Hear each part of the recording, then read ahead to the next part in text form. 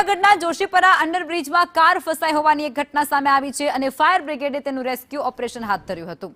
વરસાદથી તંત્રની પ્રી મોન્સૂનની જે કામગીરી છે તે નિષ્ફળ ગઈ હોવાનો અહીં ખુલાસો થયો છે। દર વર્ષે અહીં પાણી ભરાઈ જવાની સમસ્યા રહેતી હોય છે।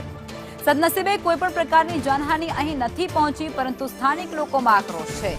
વાહન ચાલકોનો આબાદ બચાવ થતા તંત્રએ રાહત અનુભવી હતી।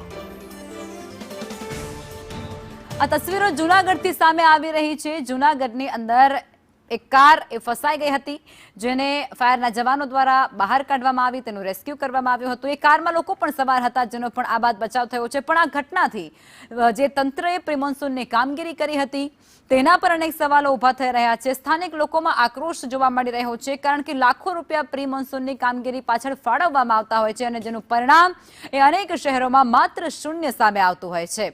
અને એવાનું જ આ જૂનાગઢનો કિસ્સો છે। જૂનાગઢની અંદર પાણી ભરાઈ જાય છે એક અંડરપાસમાં, અને ત્યાં એક ચાલુ કાર ફસાઈ જાય છે, જેમાં લોકો પણ સવાર હતા।